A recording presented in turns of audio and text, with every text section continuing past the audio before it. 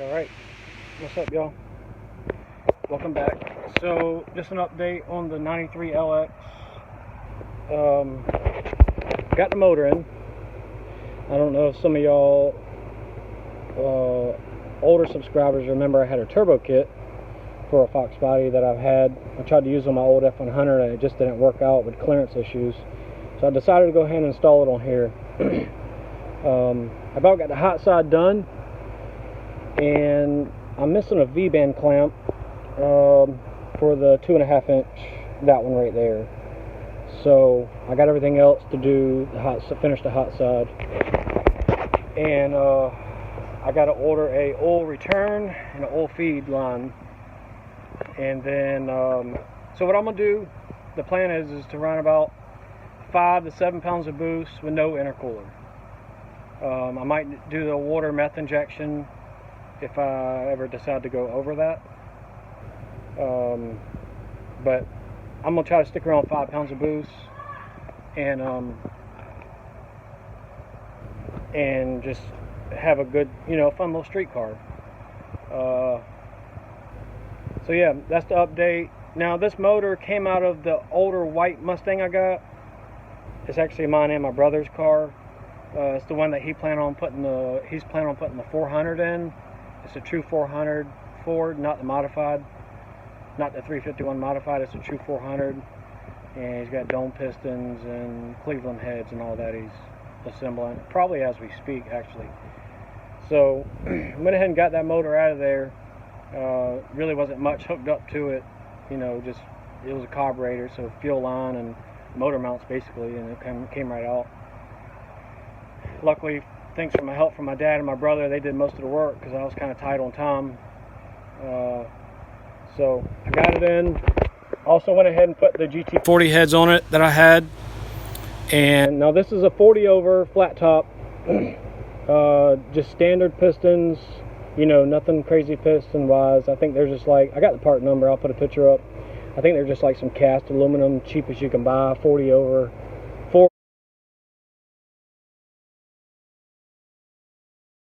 Valve relief flat top pistons. The pistons in the hole like 27 thousandths.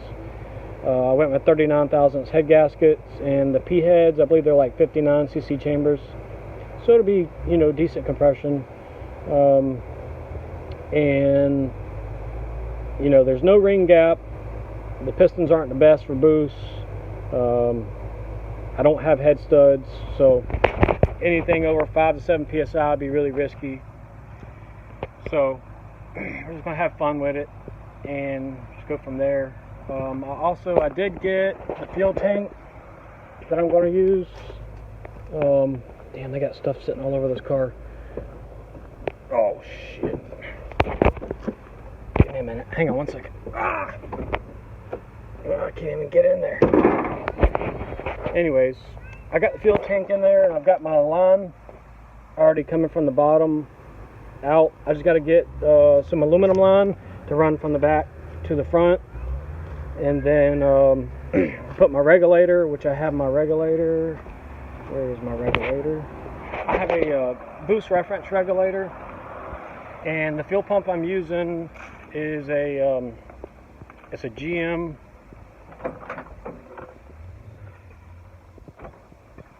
There's my regulator. It's a boost reference regulator. I got to get my barb fittings to come out. It's a boost reference regulator, 1-to-1. I've got, what was I going to say? Oh, the fuel pump I'm using is a GM throttle body fuel pump. It's good from 12 to 17 psi. So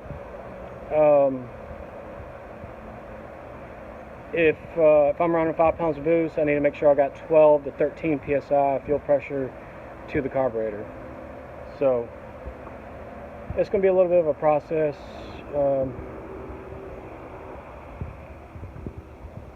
And what was I going to say? Yeah, so that's just a quick little update on this. I got all the interior cleaned up for this thing. I got the carpet on order, so the carpet will be in. and be able to finish the interior. In my last video y'all saw I got the seats cleaned and alternator. So I'm going to use a one wire GM alternator. That's just an old alternator I had for a markup. I'm going to put it on this side. You see I already been working on the bracket. I was going to do it on this side, and then I decided to go ahead and put the turbo kit on because I wasn't going to do that. I was just going to run regular headers and just have a, an NA motor. I said, I've got all this stuff sitting around, let's just go ahead and do it, because honestly, if I don't do it now, I'll probably never end up using the kit. And I've already got, let's just say $300 or so in the turbo kit. And so the carburetor I'm going to use is a 650 double pumper. I'm going to modify it for boost from the Hanger 18 form.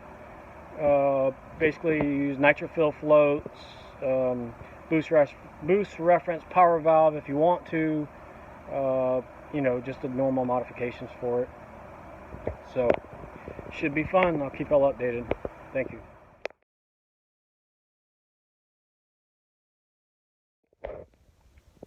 All right. What's up, y'all? So just an update on the 87.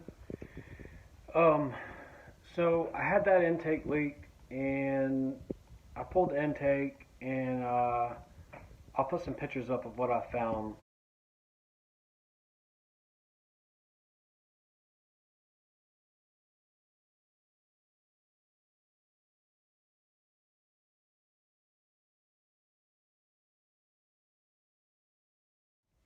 So I replaced the gaskets, put it back together, and ended up being the same thing again. So I went with a little thicker intake gaskets. I tried the 120 thousandths thick, and it still ended up leaking.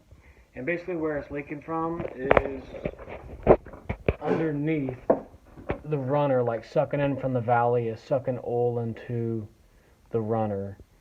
On I could take it off, there'd be like this one wet, that one be wet, and then I'll seal it back up with new gaskets, and then it'll be this one, and then vice versa each time. So I'm guessing what's going on is, since I had to go with really thick gaskets back when I first put these 202 valve heads on, because I was having piston valve clearance, I had to go with 75 thousandth thick gaskets. And what it is it brought these heads up. So basically, it basically, with each head going up, it made from point A to point B a little wider, and that intake is sitting lower now, is what it is. And I've tried, a couple things. I tried a couple different. Damn it! I tried a couple different gaskets. I tried these, the 120,000 thick gaskets, and you can even see on these how the oil is just soaking up on the back side of them. I just couldn't get it to seal up. I've tried. Let me see here. These were the brand new ones that I tried after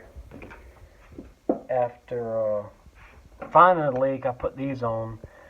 That's just the Edelbrock stuff that I use. That's for seal, for intake gaskets, stuff like that. But it's kind of dried up now, but you can see where it was clearly leaking up. I'll put some pictures in, but I just can't get this damn thing to seal up. And I'm pretty sure that's where my small surge is coming from, vacuum leak. I did put a vacuum gauge on it, and it just, it was reading like 12 inches of vacuum at idle, but it was surging, so it would dip down to like 11 and a half, go up to like 13, although I had the E303 cam in here, it's not going to be 15 inches of vacuum or 18 inches of vacuum at idle just because of the camshaft, but I feel like there should be more. The other thing is while the car was sitting there idling, I pulled the vacuum line off of the fuel pressure regulator, and I created a vacuum leak, and the gauge didn't tell me any different. So I'm like, well, in that case, I know there's a vacuum leak because I just created one, and the gauge isn't telling me any different. So it's just one of those things. I know that this thing is leaking. I saw the oil coming up on the runners, all that crap. So, long story short, I'm gonna pull these heads back off. I hate to do it, but I gotta do it. I'm gonna fly cut the pistons, and I'm going to use. Um, I had these on there. These are the Felpro 1156-2s. They're 39 thousandths thick, compressed thickness. I don't think I'm going to go back with them. I think I'm going to go back with like a 46 is what I found, and I found a 55 or 54 or something like that. I could probably be safe once I fly cut the pistons with these, but I don't want to go back. I don't want, they don't need to be that thin. Right now it's got a little bit more than 8.5 to 1. I did a compression test on all of them. They were all around 130 to 135 psi.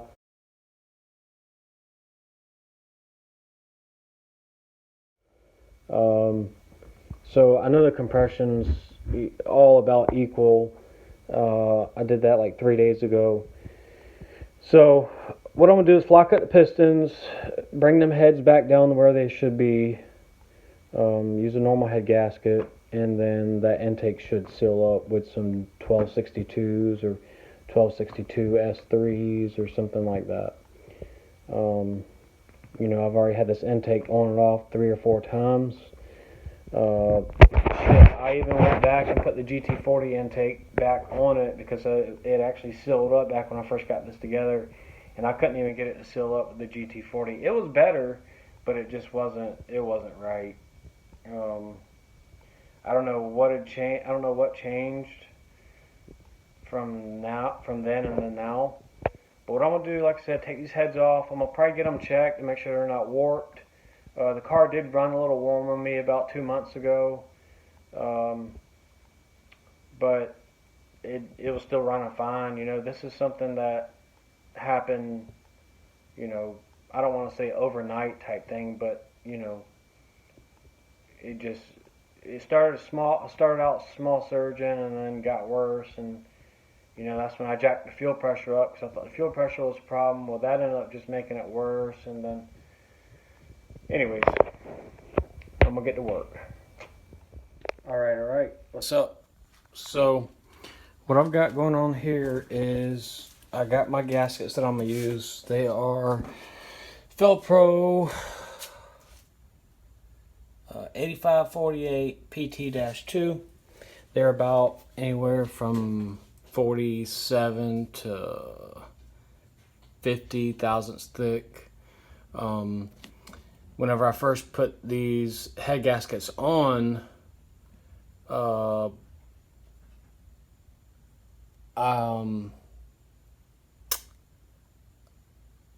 lost my train of thought. Whenever I first put these head gaskets on, I went with the Dremel and kind of opened the valve release a little bit, and so I'm gonna check piston and valve clearance now. I've got my little Play-Doh, and I've got my test spring on the intake valve. So I'm gonna check and see. I'm gonna clean the surface up real quick. Just check and see. Put 4 bolts and check and rotate it one time and see what it looks like. If I gotta fly cut the pistons a little bit more, then I will. If not, like I said, I went through and opened them up back whenever I put a thicker gasket because I wanted to make sure I had enough. But I figured, the thicker gaskets was going to take care of it. But I said, you know what, let me just go ahead and do that for a little extra insurance. But maybe I didn't even need to go with thicker head gaskets. I don't know. So let's find out.